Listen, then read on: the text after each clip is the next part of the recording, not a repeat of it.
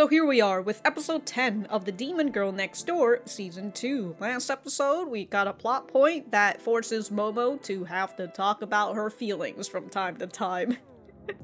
And we've also got Ogura, who's making another elixir for Yuko, so we'll just have to see if that is going to come into play this episode. If you guys like the video, like the video. If you dislike it, dislike it. I do have my full length up on Patreon and early access on the YouTube memberships. Other than that, let us get started.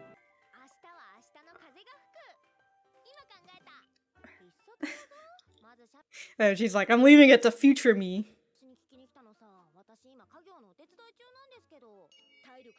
The family biz. Just eat meat. I'll take 200 Damn, she's trying to upsell her. Uh-oh. No! Yuko! Oh my god, a fucking feisty businesswoman. No, Yuko! This is our special move. Alright.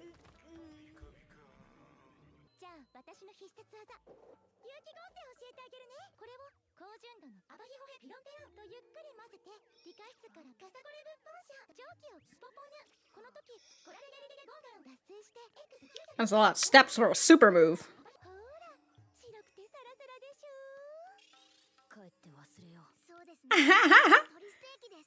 We're having chicken steaks tonight.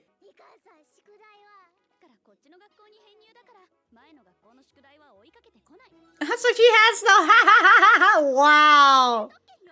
Oh, sick.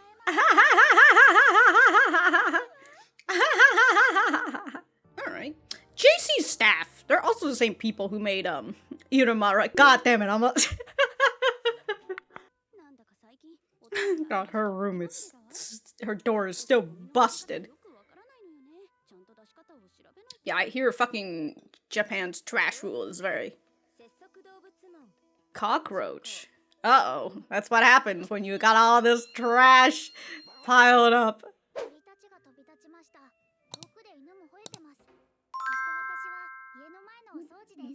Yes?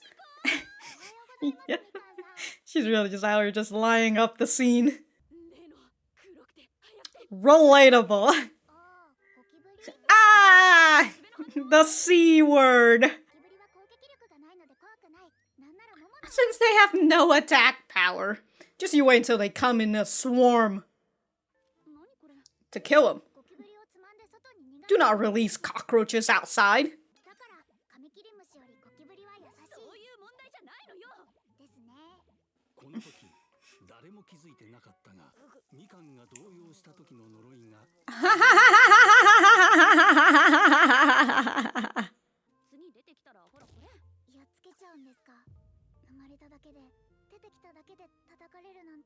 Exactly. It says it reminds me of demons. Wow, she sees herself in the cockroaches. You toss the cockroach out, it's just gonna fucking crawl back into somewhere else.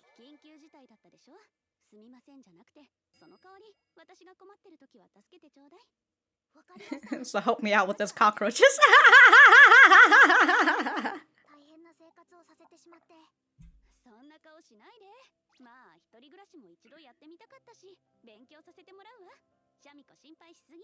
Mm-hmm.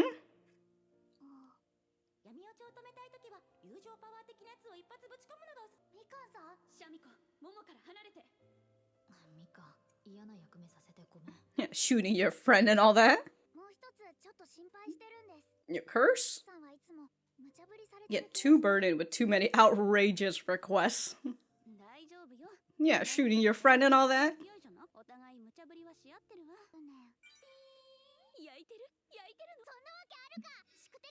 I've known her for a long time. We're childhood friends. Damn, it's only been 3 months?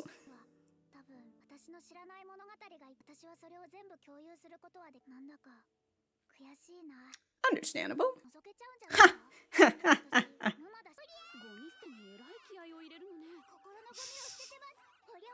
Get rid of the garbage in my heart.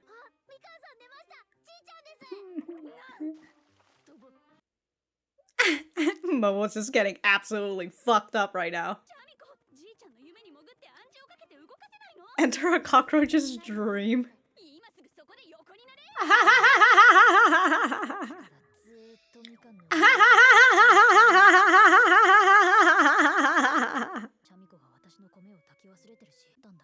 Totally forgot the steam. Yeah, I know, right?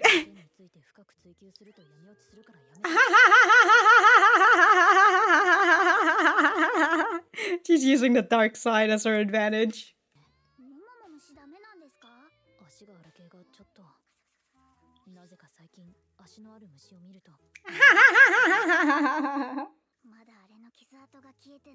It was deep in her dreams. In ruins. Damn.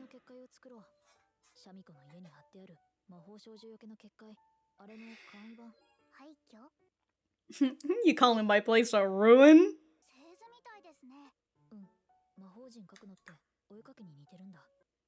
Gotta draw a perfect circle.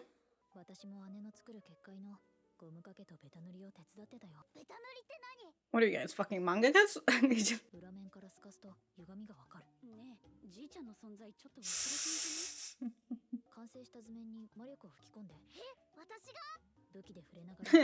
No, Grochi.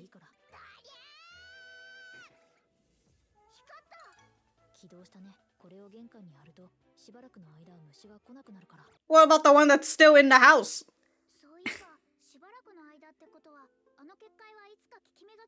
Well, kind of like your barrier, right? Uh-oh, it's gonna not even last a day.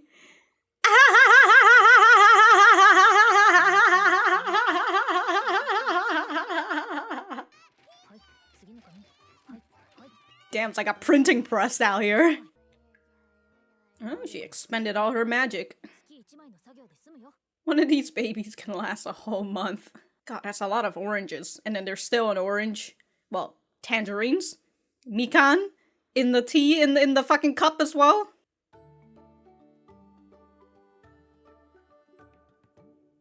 I don't know why, I'm suddenly craving hot pot.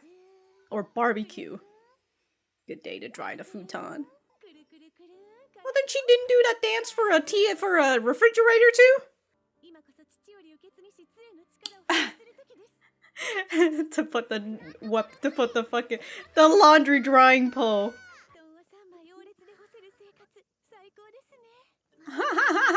I glad I was born a demon.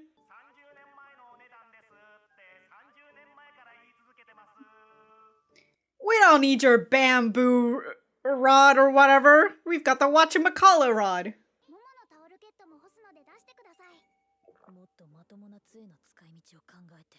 Look, it's like wax on, wax off. She's getting better with this rod every time she uses it.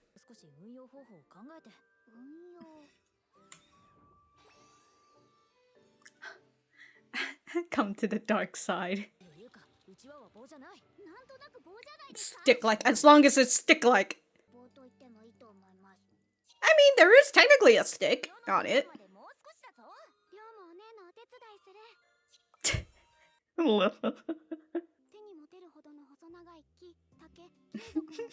Reading out a definition. Oh no, because she doesn't think that's a stick anymore. Exactly.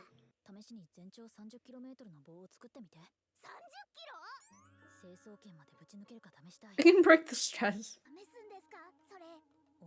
Might as well. You know, if you're making the staff that Wukong has. Why is she holding her upside down? From pure gold. He's gonna fucking scam somebody. Oh, just regular chopsticks. And it's the one that breaks apart.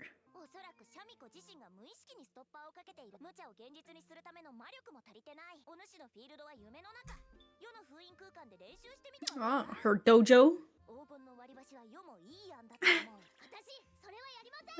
I'm on par with the scam. Oh, wow. About to go tens of thousands. Oh my god, Rio's just going to summon enemies for you. Ha ha ha ha! Get wrecked. But if you turn to the dark side...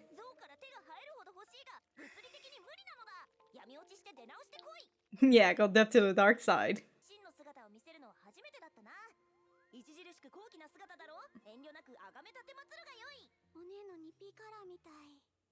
It's like my sister unlocked an alternative color. It's a different skin, dude. I'm the alternative. I can see that. My lonely feelings of being left behind. Dynasty warriors. Oh, there is a lot of enemies, so. Holy shit, she's got 30,000. Damn, her loneliness was real. Oh, she's also in darkness a lot of times, so.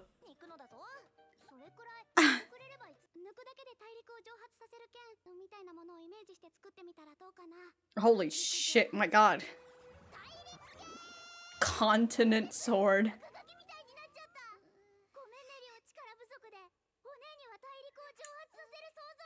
Can Ryo grab the rod?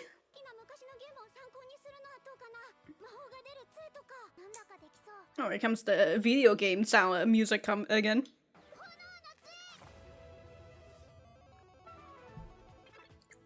Holy crap. Snack staff. It is.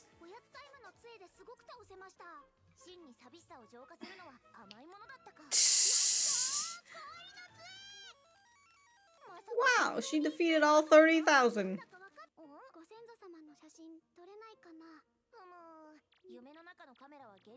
Well, hold on, we'll have to see. Gives you an idea.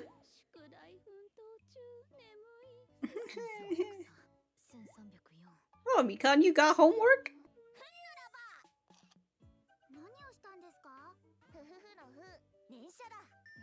Thoughtography. Wow.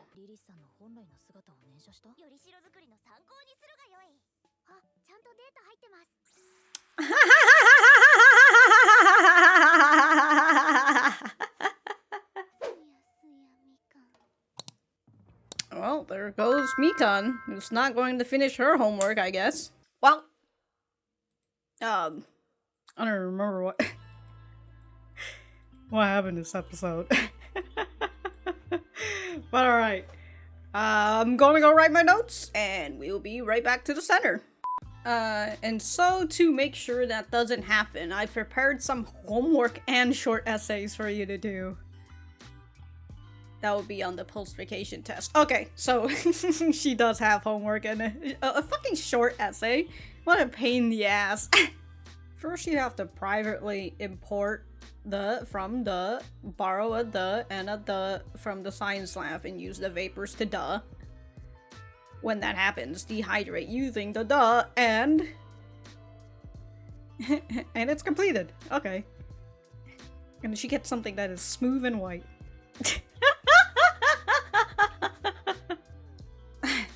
So I recommend you try making a shuriken or paper popper. And then Mikatsu's just like, oh, I don't know what those could be useful for. And then here she is using the paper popper on Momo. Or, you know, just hitting the air and making the popping sound as one would for a paper popper, huh? First, my water pipe burst and I fell through a hole that opened in the ditch. A hole that opened in the ditch? There was a ditch in your anyways. Plus, Shamiko totally forgot to steam my rice for breakfast. I knew something was wrong. Why can't you steam your own rice? It's so easy, Momo. I mean, she does have the opposite of a Midas touch, so... You make Shamiko steam your rice. Don't ask questions, because if you press me up on that, I'm gonna slip to the dark side. That's so funny that, like, she's using the dark side as an excuse to get out of her problems. It honestly reminds me of someone that I know who had gone to take a test, and then he finds out that he's on the spectrum. So what he does is that he uses it.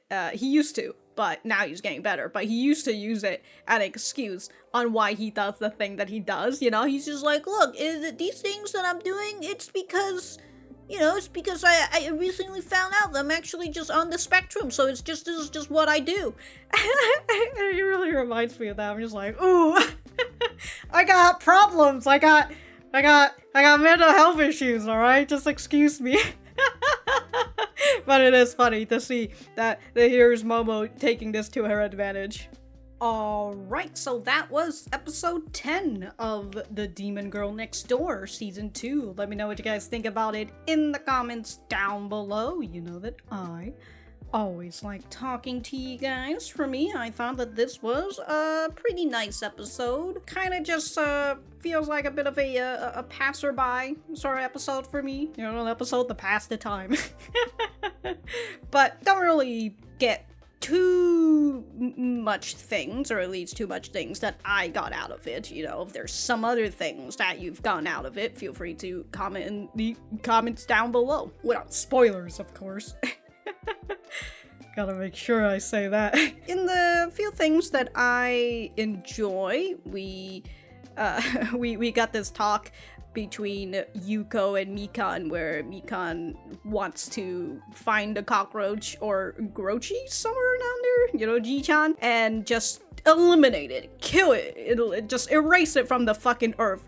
But Yuko considers cockroaches to be her kin-like, because cockroaches reminds her of demon kind, and how demons, you know, they're not really out here, or at least the demons that she sees, right? The demons that she considers to be kind and all that. I mean, okay, like, now I'm thinking more about it, because when we were going through this whole thing and I was thinking about it in Yuko's perspective, I was just like, yeah, that makes sense, you know, she's just existing, just like Shirasawa and what's her name, Liko.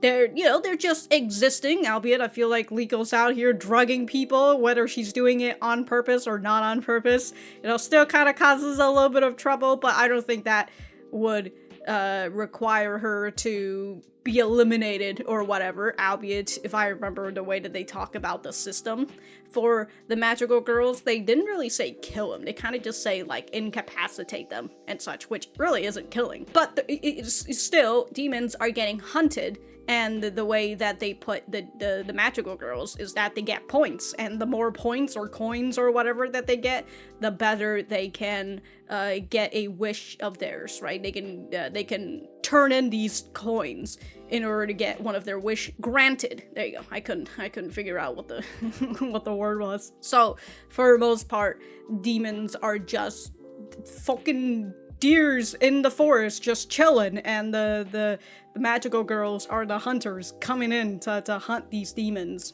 And so with the way that Yuko sees that, and the way that it's explained to her by Shirasawa, she sees the cockroaches the same way, you know? Cockroaches are just existing. They're not here to fight or anything. They don't bite you, unlike a wasp or something. So why would you fucking kill them just by existing? To which, you know what? It's not the fact that they don't bite that's the problem, right? Cockroaches multiply by the hundreds if you don't fucking get rid of them, and also they leave behind a very big fucking mess. All right, they shit everywhere. You can find places where they hang out and there's just cockroach poop everywhere, and it causes they're dirty in general. They just get things very much dirtied up. You know, we don't need cockroaches in our home. And if you scoop cockroaches up and then just fling them outside, like, what are they gonna do? They're gonna fucking crawl right back into your house. That being said, you know, one of the biggest ways to get cockroaches out is not by traps and all that could help, but for the most part, it's to actually clean up your house, not leave food out in the open, not leave wet spots for them to, you know, have a little bit of a drink of water and all that. If you remove all these sources, then they're just gonna move on somewhere else. Anyways, so as what I was talking about, I just realized that Yuko only sees the demons that we're currently seeing right now, and it could be true if we see other demons, like multiple various other demons, kind of like with magical girls as well. I mean, with the way that magical girls are, Momo says that other magical girls aren't as, you know, nice or as I was gonna say peaceful, but no. But, you know, they're not like Momo. If they see Yuko, they're immediately going to go and hunt after her because, I don't know, they're bloodthirsty or something. they need them coins, you know? They're addicted. But we get to hear about that, but we don't really see other magical girls, because the only magical girls that we see is Momo, Mikan, and Sakura. And they're all relatively nice magical girls who are able to get along well with demons. I mean, Sakura's the person who has literally made this town to be a place for magical girls and demons to cohabitate and all that. And the same kind of goes for demons. The only demons we see are Yuko, Shirasawa, and Liko. And again, Liko's out here causing a little bit of trouble, but they're not, it's not like, I don't know, I feel like Liko's out here fucking dealing drugs and everything, but and you know, she could cause amnesia and all that. I don't know, I think that's kind of bad, but it doesn't really warrant to be hunted down like an animal, you know. But yeah, we haven't really seen other demons and whether, like, you know, they're really bad or anything, or it truly is just the Light Clan propaganda, you know, that the Dark Clan is evil and we gotta hunt after them. Who knows? Who knows? We just have to see more of them, but we're in a very small area of the city, as with what Momo had mentioned when she learns that Sakura is within Yuko this whole time, and she's just like, you know what, I don't really give a shit about protecting the city anymore, but what I do care about is protecting this small spot of the city, which is still very funny. Like, the whole city gets destroyed, but this area of the city, still fine. More Mikan time is always good time, and we see that Yuko feels a little bit bad for making Mikan do outrageous requests, but Mikan tells her that, oh, don't worry, me and Momo, you know, we go way back and we made each other do outrageous requests before as well. And this kind of make Yuko feel a little envious, or at least that's what Mikan sees, right? She's just like, oh, you're a little envious, to which, I mean, as we see after the scene, as she starts to think about it, right, that perhaps she does feel a little envious. She definitely feels a little frustrated because she knows that Mikan and Momo they have a long history with one another, and she's a little frustrated knowing that she can't fully share in Momo's past stories, unlike Mikan, and it's an understandable feeling. You know, you've only met somebody for 3 months, as Yuko mentioned, and here is this person who has known Momo since she was a kid, right, for the past 10 years or more, and it's pretty fucking wild, even though Momo and Mikan hadn't really seen each other for the whole 10 years. But here is also Mikan, who just uproots her whole place, you know, her home, and she has just moved back to this town just because Momo needed her help. But I definitely get that, where you have a friend and then you meet their other friend who has known them a whole lot longer, and then they start sharing stories about one another, and you know, the other person's just like, yeah, I remember, I was there. And it's just kind of like, and you know, there's a big difference in like that person telling you a story and you just listening to it and, you know, thinking about it in your head, compared to the other person who's just like, yeah, I've been there, I've actually experienced it. It's an understandable feeling, but it's also very funny because I thought about how Momo, you know, she feels very envious of Mikan in the fact that Mikan and Yuko get along with each other a lot and they hang out with one another, and Momo feels like she gets left out in the dust. And I think that's very funny because that's also another thing where if you got two friends who didn't know each other before and then you introduce them to each other and then they get along with each other a lot more than you do, it kind of sucks, you know, it feels really bad. So I enjoy that this is like the other side. You know what? Mikan truly is out here. The fucking triangular point where Yuko and Momo feel a little bit envious of her. I do enjoy that we still have Momo's trauma coming back with when Yuko invaded her dream for the second time. And she's still scared of bugs with many feet. The statue of Lilith continues to just fucking scar her forever. Hey, you know what? Now that I think about it, it's funny because like as we see later on with like this whole drawing of the magical circle, which I thought was very funny. I thought it was kind of similar to I don't know, like a mangaka doing her work. I say their work.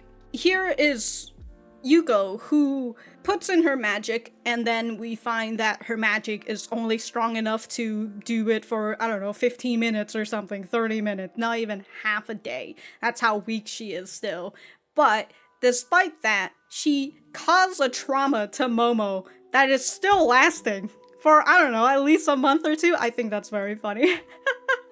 I suppose that kind of goes to what Lilith talked about in the next scenario, where she says that Yuko's domain is the dreamscape, since she is a succubus. The dream is her home turf. So since that was where Yuko was, right? She was in her dreams, she was in the dreamscape. That's why her magic, her power lasts a lot longer on Momo, because it hit her right in her dreams. So I thought that's a very fun detail. And speaking of the dreamscape, Yuko can't churn out non-existent weapons just yet in the real world. And so she has to go into her dreamscape, into Lilith's dojo, the ancestor dojo, in order to train up her power in her dream. So then hopefully she'll be able to translate it into the real world. I like the idea of that, and we saw, was it in the last episode or yeah, it was the last episode when Yuko transforms her whatchamacallit rod into Mikan's crossbow. But despite the crossbow being a very cheap imitation, you know, that she got it out of wish.com or whatever, the magic ability that she copied from Mikan was good, right? It's almost the exact same as Mikan's.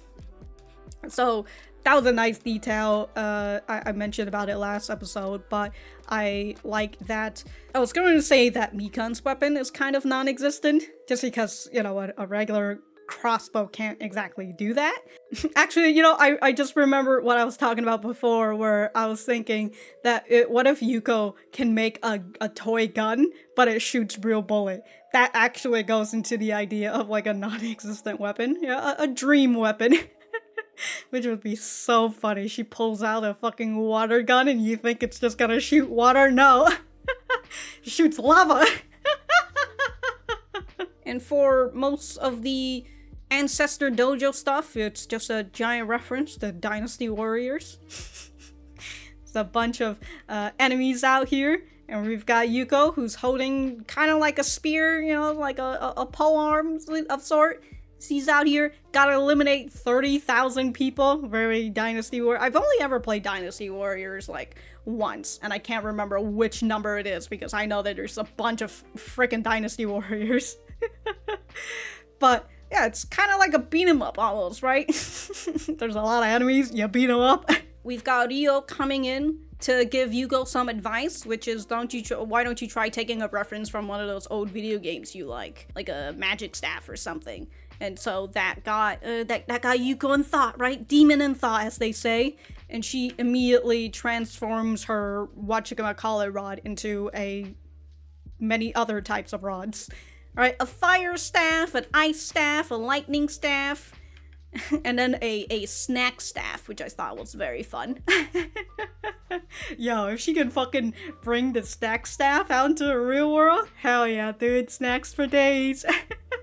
And you know what? If they're like non-existent snacks, maybe? Do they have any calories? That's the real question. Can you eat snacks forever? You really got any sugar and calories in these cookies? I just love this scene of Ryo and Yuko just sleeping. And Lilith is just like over here, I don't know, in a smirk or something. And she's definitely smiling. She's got a little, you know, a little frowny. It's like an evil smile, whatever, but she's got a little blush there as well. I enjoy that. And it's also during the whole Dynasty Warrior stuff. She's just like, yeah, these are all accumulation of my loneliness. So, like, go and fucking kill him. And if you can't defeat all 30,000, you gotta take me to the amusement park. She's just been so lonely because she just keeps constantly getting left behind. But here she is, getting to sleep in between two of her descendants. Very cute. Apparently, she's been working on what is to be called thoughtography.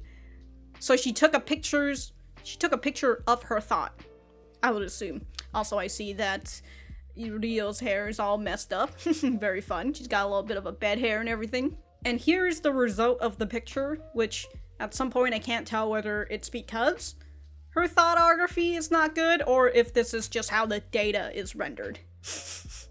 Right, because she has to turn her thoughts into data. And, like, if this data is unable to understand what this is supposed to be, you know, it's in JPEG and all that, you know, maybe she should have tried taking it in RAW or something. But if she did, I don't know if you'd be able to see her. It's gonna be really dark or whatever. But, you know, maybe Lilith could try a whole different type of a file instead of trying to take it in JPEG. You know, PNG. I feel like that'd still be the same. Again, I think she should try to take her thoughts in RAW. But other than that, I think that's pretty much all I wanted to talk about for this episode. Again, pretty nice episode, but it really feel like it's just, you know, it's just there for a moment. There's still things that I think that they've put in there that I enjoy, which is why I talked about them. But other than that, I definitely just feel like this episode was just here to pass time. Kind of like that other episode about like the where they talked a little bit more about like the summer stuff that they'd done. I can't remember which episode that was specifically. It's not the episode where Yuko went on her forced vacation. It might have been that episode. I don't remember actually, but it's one of those episodes. We're still in summer vacation. You know, I at some point I remember saying, is this whole season going to be summer vacation? And I guess it is. They're close to summer vacation ending, and that's why we've got the whole homework shenanigans, because like she's got to continue and finish her homework, and now Mikan's got to finish her homework too. Now that she's got homework, you know, it's Azazel is really out here being a demon, giving her homework. But alright, if I have anything else to say, I will write it in the description down below. Thank you guys for sticking around, and I will see you guys in the next episode.